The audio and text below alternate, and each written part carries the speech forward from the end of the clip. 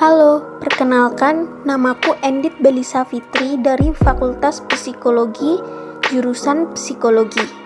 Dan berikut adalah resum materi PBAK hari pertama dan hari kedua. Materi pertama disampaikan oleh Dr. Ilvi Nurdiana, MSI, Wakil Rektor Bidang AUPK. Dengan prestasi-prestasi yang telah dimiliki UIN Malang, maka alumninya diharapkan akan diterima di dunia kerja dengan mudah. Karena itu semua kualitas dari perguruan tinggi yang telah disampaikan tadi merupakan upaya dalam pengelolaan manajemen kampus kita agar mahasiswanya, lulusannya diterima di manapun dan berhasil untuk meraih prestasi yang luar biasa.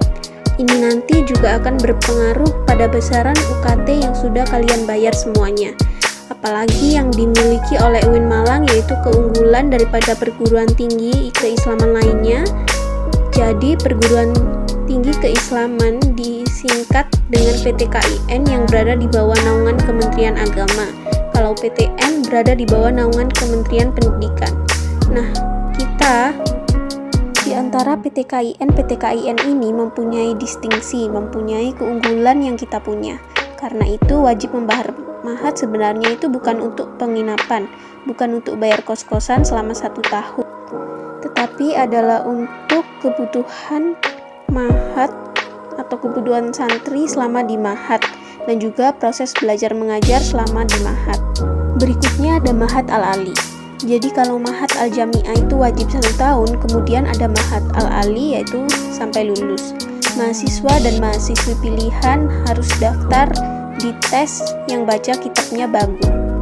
Kemudian yang ketiga, kelebihannya pusat bahasa. Akan ditempa diberikan pembelajaran bahasa Arab dan bahasa Inggris selama 1 tahun. Ini juga bersamaan dengan 1 tahun pertama di mahat ini. Juga sudah mulai belajar bahasa asing. Kalau mahat al-jami'ah, pusat bahasa itu wajib hukumnya bagi semua mahasiswa. Dengan adanya fasilitas, dengan adanya pembelajaran yang tentu saja berbeda dengan PTKIN lain, otomatis juga membutuhkan biaya yang besar. Karena itu, ada pembayaran wajib mahat. Itu semua adalah dalam rangka proses pembelajaran untuk mencapai visi kita mencetak lulusan yang ulul albab. Lulusan yang ulul albab itu yang memenuhi kriteria mempunyai kedalaman spiritual. Ini bisa didalami ketika di mahat. Kepuasan ilmu dan kematangan profesional ini bisa didapat dari mahat al-jami'ah maupun mahat al-ali. Profil lulusan mahat al-ali sekarang ini sudah angkatan ketiga. Tidak banyak, hanya 40 dari 3.500 yang lulus dari mahat al-ali. Dipilih melalui tes, yang punya minat diterima hanya 40 orang. Kemudian dari masing-masing angkatan sudah mempunyai karya yang luar biasa. Mereka angkatan pertama sudah punya karya syarah Fathul Qorib yang dilengkapi dengan ayat-ayat dan hadis. Kemudian yang kedua adalah judulnya Fikih Arabah. Ini karya dari angkatan kedua. Nah, ini luar biasa. Mahasiswa dengan keseriusannya, dengan bimbingan dari para pengajar di Mahat Al-Ali itu bisa menghasilkan sebuah karya yang luar biasa. Tentu saja ini menjadi kebanggaan UIN Maulana Malik Ibrahim Malang. Nah, dengan fasilitas-fasilitas yang tadi telah disampaikan, maka mahasiswa punya kewajiban. Kewajibannya adalah membayar mahat dan membayar UKT. Pembiayaannya sesuai dengan yang pertama, keputusan Menteri Agama, bukan rektor. Yang kedua, bila mendapat biaya UKT grade 6-7, bisa mengajukan keringanan di semester 2. Yang ketiga, biaya mahat adalah untuk proses biaya taklim. Kemudian apa yang mempengaruhi besaran biaya UKT? Yang pertama, akreditasi setiap prodi. Jadi semakin tinggi akreditasinya, maka semakin tinggi pula nilai UKT-nya. Yang kedua, wilayah yang berbeda. Dan yang ketiga, penghasilan orang tua. Materi kedua disampaikan oleh Dr. KH Isrokun Najah, MAG, Wakil Rektor Bidang Kerjasama dan Pengembangan Kelembagaan. Kerjasama oleh UIN Malang. Yang pertama, UIN Malang termasuk 10 perguruan baik perguruan tinggi di Indonesia maupun waktu yang telah masuk ranking kelas dunia. Kedua, bekerja sama dengan industri besar atau perusahaan multinasional dalam rangka meningkatkan pendidikan dan pelatihan mahasiswa.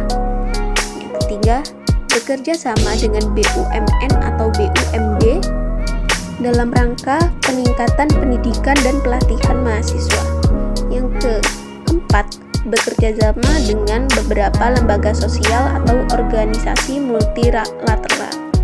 Kelima, bekerja sama dengan perguruan tinggi yang sudah berhasil menerapkan kriteria Smart University dalam rangka implementasi Smart University.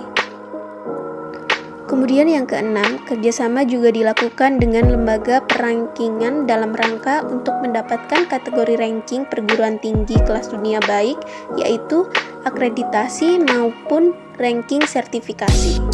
Yang ketujuh, kerjasama dengan investor dalam rangka pemanfaatan aset kerjasama terkait dengan perguruan tinggi di luar negeri. Yang delapan, kerjasama dengan beberapa pertukaran dosen. Jadi di UIN Malang ini ada beberapa dosen dari luar negeri, baik dari Australia, dari Amerika, dari Saudi Arabia, dan dari Sudan dan Libya. Terakhir, UIN Malang juga dipercaya oleh Al-Azhar University di Kairo untuk membuka prodi bahasa Indonesia. Materi ketiga yaitu apa itu Dema UIN Malang. Dewan Eksekutif Mahasiswa atau disingkat DEMA merupakan organisasi intrakampus atau disingkat OMIK yang merupakan lembaga eksekutif universitas. Fungsi DEMA Universitas adalah yang pertama sebagai pelaksana program organisasi kemahasiswaan. Yang kedua, sebagai lembaga yang mengkoordinasikan dan menginstruksikan pelaksanaan kegiatan kemahasiswaan di tingkat universitas. Tugas DEMA Universitas adalah melaksanakan program kerja yang telah disepakati SEMA Universitas. 2. Mengkomunikasikan dan menginfokan kegiatan kemahasiswaan universitas. 3. Melaksanakan koordinasi dan sinkronisasi kemahasiswaan. Kementerian DEMA Universitas. Kementerian Dalam Negeri, ada Kementerian Luar Negeri, Kementerian Sosial Hukum dan Politik, Kementerian Agama, Kementerian dengan Kreativitas, Kementerian Komunikasi dan Informasi. Materi keempat yaitu apa itu SEMA UIN Malang. Senat Mahasiswa adalah organisasi mahasiswa UIN Malang yang berperan sebagai lembaga legislatif yang mengkoordinasikan DEMA, UKM, dan HMJ. Fungsi SEMA Universitas adalah sebagai advokasi, sebagai legislasi, sebagai pengawasan, sebagai penganggaran. Tugas SEMA Universitas: mengawasi dan mengontrol DEMA Universitas. Kedua, memberikan persetujuan setiap kali kegiatan yang akan dilaksanakan DEMA Universitas. Ketiga, memberikan pengesahan setiap laporan pertanggungjawaban setelah selesai agenda tersebut. Terakhir, memfasilitasi aspirasi mahasiswa UIN Malang dan menyalurkannya kepada pihak-pihak yang bersangkutan. Materi yang kelima disampaikan oleh M. Hasanuddin Wahid dengan tema Kebangkitan Bangsa Menuju Indonesia Tangguh. Dampak COVID-19 di sektor ekonomi adalah: yang pertama, melemahnya daya beli. Penerapan pemberlakuan PPKM membuat daya beli masyarakat sedikit melemah. 2. Hilangnya pekerjaan. KSPI mencatat kurang lebih 50.000 buruh yang terkena pemutusan hubungan kerja sejak awal tahun 2021. Dampak COVID-19 pada sektor pendidikan adalah: yang pertama, putus sekolah dikarenakan anak harus bekerja dan juga persepsi orang tua karena banyak orang tua yang tidak bisa melihat peranan sekolah dalam proses belajar mengajar apabila proses pembelajaran tidak dilakukan secara tatap muka. Kedua, kekerasan pada anak dan risiko eksternal kekerasan yang tidak terdeteksi. Karena tanpa sekolah, banyak anak yang terjebak di kekerasan di rumah tanpa terdeteksi oleh guru. Lalu, risiko eksternal karena ketika anak tidak lagi datang ke sekolah, terdapat peningkatan risiko untuk pernikahan dini, eksploitasi anak terutama perempuan, dan kehamilan remaja. 3. Penurunan capaian belajar karena perbedaan akses dan kualitas selama pembelajaran jarak jauh dan dapat mengakibatkan kesenjangan capaian belajar. Pentingnya model kolaborasi heksahelix. Model kolaborasi saat ini tidak hanya modal di masa pandemi, tapi akan menjadi model kolaborasi di masa depan yang mampu menaikkan kelas sektor ekonomi pendidikan dan sektor lainnya di Indonesia. Pentingnya sikap adaptif. Kita harus mulai terbiasa dan bisa beradaptasi dari new normal ke new culture.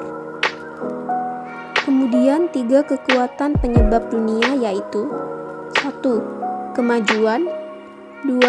Teknologi, 3. Agama, dan pasar. Peran dan peluang UIN atau PTKIN. 1. Arus utama pengembangan teknologi digital. 2. Link and match dengan sektor industri. 3. Menjadi kekuatan sosio-teknopreneur. 4. Epicentrum ajaran agama inklusif. Selanjutnya, menjadi generasi unggul adalah dengan yang pertama, keagungan moral dan spiritual. Yang kedua, gandrung terhadap ilmu pengetahuan. Ketiga, memiliki digital quotient. Dan yang terakhir adalah kesalehan atau peduli sosial. Materi keenam disampaikan oleh Bapak Drs. H. Basri, MA, PhD, dengan tema Moderasi beragama dalam Islam. Apa itu moderasi dalam Islam?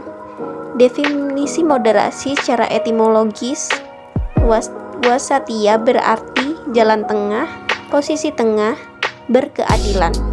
Secara terminologis adalah pemahaman atau praktik keagamaan yang menjunjung tinggi kesetaraan, keberagaman, toleransi dengan berpijak pada prinsip tawazun antara rasio atau logika, teks serta konteks. Dasar teologis ada pada Al-Quran surat Al-Baqarah ayat 143 dan beberapa hadis dalam Sahih Bukhari. Kenapa moderasi relevan dan urgent di Indonesia? 1. Karakter Islam sebagai agama rahmalil alamin yang menjunjung tinggi peradaban dan harmoni inter dan antar pemeluk agama. Kedua, historisial agama di Indonesia. Masuknya Islam ke Nusantara via dakwah, bukan perang. 3. Karena karakter masyarakat Indonesia yang lekat dengan kesantunan dan harmonisasi tradisi Hindu-Buddha dan lain-lain. Kita bukan bagian dari budaya Arab. 4. Karena ideologi Pancasila dan semboyan kita Bhinneka Tunggal Ika. Isu politik yang terkait dengan Timur Tengah dan politik global baik secara langsung atau tidak dapat mempengaruhi pemahaman dan sikap keberagaman masyarakat Indonesia serta mengganggu agenda moderasi Islam di Indonesia. Peran mahasiswa UIN Malang. 1. Memerankan diri sebagai bagian penggerak perubahan dalam menguatkan dan mendesiminasi agenda moderasi. 2. mahasiswa harus mengedepankan kepentingan kebangsaan dan keagamaan yang sesuai dengan prinsip moderasi. 3. Mahasiswa UIN Malang harus cerdas, akademik, religius, dan berkebinekaan.